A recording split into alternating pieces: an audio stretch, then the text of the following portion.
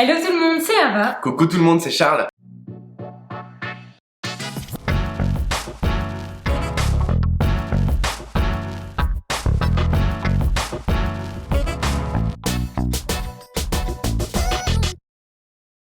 On espère que vous allez merveilleusement bien aujourd'hui. Nous, on est super contents parce qu'on va vous faire aujourd'hui une recette d'une chef. Très particulière. D'ailleurs, j'ai vu des commentaires à vous disant quand est-ce que vous mettez un petit peu plus de femmes chefs en avant sur cette chaîne YouTube. Et bah là, aujourd'hui, on vous a écouté. C'est le cas puisqu'on va vous faire une recette de Camille Perrotte. Une petite collègue du meilleur pâtissier, une collègue d'Instagram pour nous aussi. Et surtout quelqu'un qui nous impressionne à travers ses gâteaux parce qu'elle fait des créations absolument incroyables. D'ailleurs, on a une surprise avec elle parce que ce n'est pas qu'une collègue Instagram aujourd'hui, ça allait un petit peu plus loin. On vous explique tout ça à la fin de la vidéo, c'est une super surprise, donc restez bien jusqu'à la fin. Donc aujourd'hui, on a décidé de réaliser un des desserts de son dernier livre. Il y en a un, clairement, quand on a ouvert le bouquin, on s'est dit waouh, ah oui, ok, celui-là, il faut absolument qu'on partage la recette. C'est autour de la noix de pécan, du fruit de la passion, un petit peu de chocolat dulcé pour le côté gourmand caramélisé, c'est une dinguerie, enfin ça a l'air. Vous nous demandez souvent de faire des entremets sur notre chaîne YouTube, et bien c'est le cas aujourd'hui. Dans cet entremets, il va y avoir un croustillant noix de pécan, un biscuit joconde, un insert mangue passion et une mousse ganache montée avec une pâte de pécan à l'intérieur. Maison, un glaçage miroir dulcé, une déco assez simple, exactement comme nous on aime, mais qui nous explique déjà visuellement ce qu'on va manger. Le dessert est sublime, la découpe devrait être vraiment très jolie, donc on va pouvoir se lancer dès maintenant dans la recette. On va commencer par faire notre pâte de pécan pour pouvoir enchaîner avec la ganache montée pécan.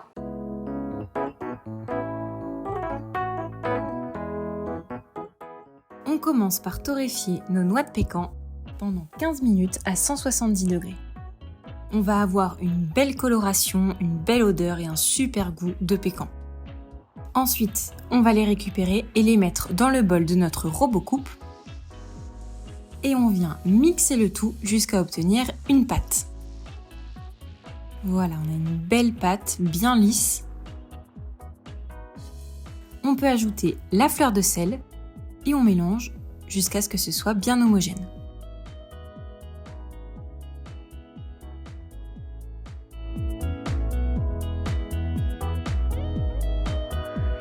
On commence par hydrater la gélatine en versant l'eau dessus et en laissant 10 minutes au réfrigérateur. Ensuite, dans une casserole, on va mettre la crème liquide, en tout cas la partie à faire chauffer. On va porter le tout à léger frémissement. Et on va la verser en 2 ou 3 fois sur notre chocolat dulcé préalablement fondu. Vous avez pu le faire fondre au bain-marie ou au micro-ondes, peu importe. Vous faites des petits cercles au centre du cul de poule pour émulsionner.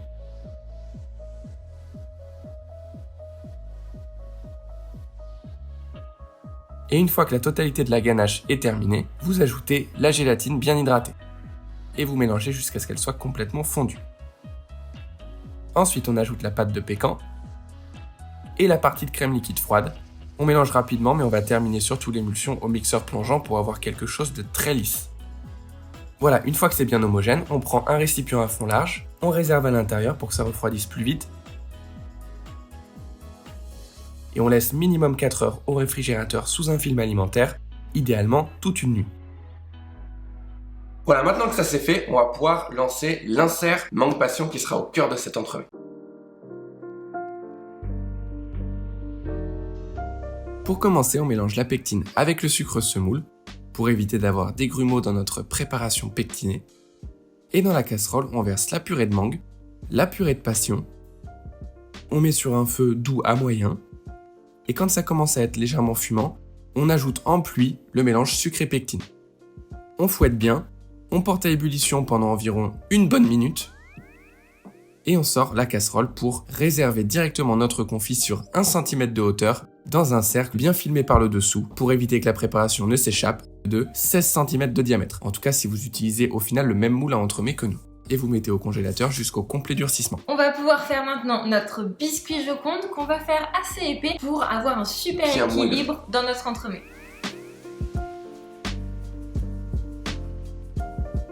On va commencer par battre les œufs et le sucre glace dans le bol de notre robot à l'aide du fouet jusqu'à ce que le mélange double de volume.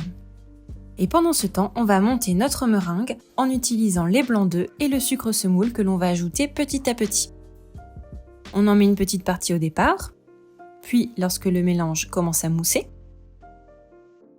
puis lorsque l'on voit des vagues apparaître dans nos blancs, puis à la fin pour resserrer le tout. Mais on veut une texture mousse à raser, on ne veut pas que ce soit trop monté.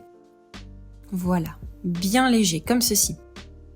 Vous voyez que le mélange a doublé de volume, il est devenu un petit peu plus blanc. On va pouvoir ajouter la poudre d'amande en continuant de fouetter. Puis on arrête le mélange et on va ajouter la farine en la passant à travers un tamis pour éviter les grumeaux. Et on ajoute ça délicatement à la maryse, on soulève le mélange et on ajoute ensuite notre meringue en 2 ou 3 fois. Le but ici, c'est de faire ce geste à la maryse bien délicatement pour éviter que tout l'air qu'on a ajouté retombe quand on insère la meringue. On ajoute ensuite l'huile de pépin et on a notre joli biscuit Joconde. On peut alors le mettre dans un cercle de 18 cm de diamètre, préalablement beurré, et on beurre également le tapis en silicone. Ça permettra de pouvoir démouler en toute sécurité notre biscuit après cuisson. On l'enfourne pendant 20 minutes à 165 degrés. Et regardez, il est ultra moelleux. On le retire immédiatement de la plaque de cuisson pour qu'il arrête de cuire et on le réserve. On va pouvoir faire maintenant la partie un petit peu technique de cet entremets, à savoir le glaçage miroir. On commence par hydrater la gélatine dans de l'eau bien froide pendant 10 minutes au réfrigérateur. Dans une casserole, on verse le glucose, le sucre et la pesée d'eau et on va porter le tout à ébullition. Une fois qu'on a une belle ébullition, on peut couper notre feu, récupérer notre sirop. Dans un pichet, on vient mettre le chocolat dulcé et le lait concentré sucré. On verse notre sirop et on ajoute la gélatine bien hydratée. On prend notre mixeur plongeant et c'est parti, on mixe le tout jusqu'à obtenir un joli glaçage miroir. On fait attention quand on retire notre mixeur d'y aller bien délicatement pour ne pas faire de bulles. Et on va réserver notre glaçage dans un récipient à fond large, 4 heures minimum au réfrigérateur. On va pouvoir maintenant lancer notre croustillant et une fois qu'il sera bien congelé, on va pouvoir faire le montage de notre entremets.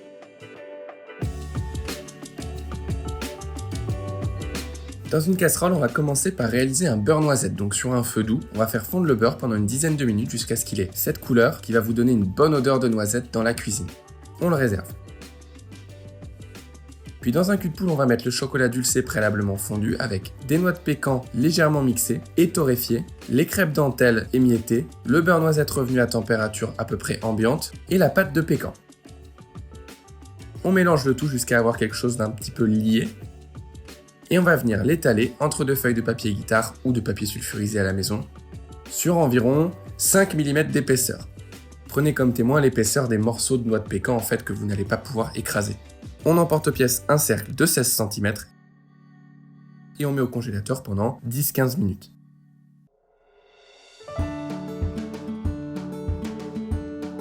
On va pouvoir récupérer notre croustillant et on récupère le disque que l'on a détaillé tout à l'heure. On récupère aussi notre biscuit que l'on a cuit dans un cercle de 18 cm. Donc on va pouvoir commencer par, à l'aide de réglettes de 2 cm de hauteur, découper pour que ce soit bien égal. Puis avec un cercle de 16, on vient récupérer le biscuit pour que ce soit la parfaite taille. On récupère également notre insert de mangue qui se démoule très facilement et on le replace au congélateur. On récupère notre ganache montée et on va la monter à l'aide du fouet de notre robot jusqu'à avoir une texture de ruban. Voilà, comme ceci. On la met dans une poche à douille et on va venir mettre de la ganache montée dans le fond de notre moule. Le lien pour se procurer le moule sera dans la description. On prend ensuite une palette et on va venir étaler sur les côtés notre ganache montée. Le but ici, c'est que lorsque l'on va démouler notre entremets, il n'y ait pas de trous sur les côtés. On étale bien, on plaque bien la crème pour qu'il n'y ait pas de bulles d'air. Ensuite, on vient y insérer notre insert de mangue. On replace un petit peu de ganache montée par-dessus. On fait la même chose avec notre biscuit que l'on a détaillé. On l'enfonce bien. On replace une fine couche de ganache montée. Puis on termine avec le croustillant. Ça va arriver à hauteur. On lisse bien. Et on va pouvoir passer le tout au congélateur jusqu'à ce que ce soit bien congelé. Une nuit ou 4 heures si cela est suffisant pour vous. Voilà, le dessert est monté, on n'a plus qu'à réchauffer notre glaçage miroir, le déposer sur notre entremets, mettre quelques petites décorations et on vous retrouve juste après pour le déguster.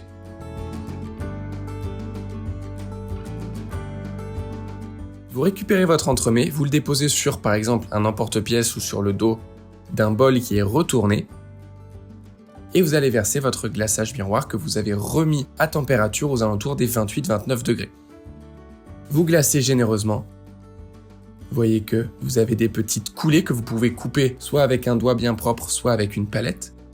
Et récupérez votre entremets que vous allez pouvoir terminer de dresser avec des noix de pécan coupées en 2 ou en 3. Vous pouvez les poser à la main, vous n'êtes pas obligé de les poser à la pince. Et vous en mettez généreusement, mais comme vous le sentez. Ça fait un décor très simple et très joli. Après 5-6 heures de décongélation au réfrigérateur, vous pouvez déguster votre entremets, sorti 20 minutes à l'avance du réfrigérateur. Regardez les textures. Incroyable. Je ne sais pas ce que vous en pensez, mais visuellement, on le trouve incroyable. Ouf, moi j'adore les biscuits qui sont bien épais à l'intérieur des entremets. Celui-là, il est moelleux, c'est un truc de fou. Incroyable, l'odeur. Allez. C'est fou. Et la passion directe.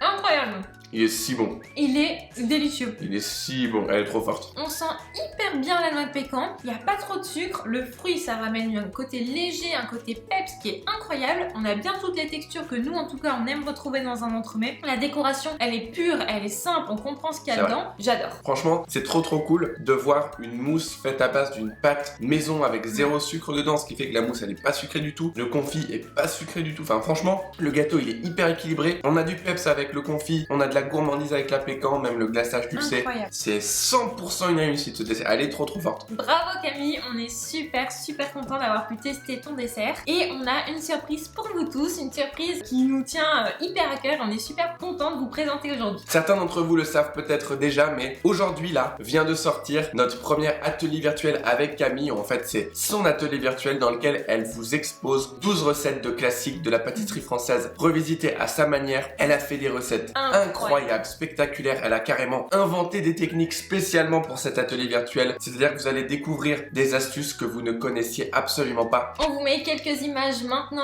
des desserts qu'elle a réalisés, c'est vraiment mais incroyable. C'est à tomber par terre, elle a un talent qui est exceptionnel, on est extrêmement honoré d'avoir pu travailler avec elle et surtout de pouvoir vous proposer un contenu différent de ce qu'on a pu vous proposer jusque-là, quelque chose qui va vraiment vous éclater, vous permettre de créer des desserts dont vous allez être extrêmement fiers. Et puis reproduire les super emblématiques desserts de Camille Perrotte. On espère que cette vidéo vous a plu. Si vous voulez en savoir un peu plus sur cet atelier virtuel, on vous met dans la description le lien pour aller sur la page qui vous explique tout. Ne partez pas avant d'avoir mis un petit pouce en l'air juste en dessous de cette vidéo, ça nous fait toujours extrêmement plaisir. Abonnez-vous et appuyez sur la petite cloche pour ne louper aucune des prochaines vidéos. Les bûches arrivent, les recettes de galettes arriveront un petit peu par la suite. Bref, là c'est le moment important de l'année, les fêtes sont là, donc soyez bien sûr de ne louper aucune vidéo. On se dit à la semaine prochaine pour la première recette de bûches. Ciao tout le monde. Bisous.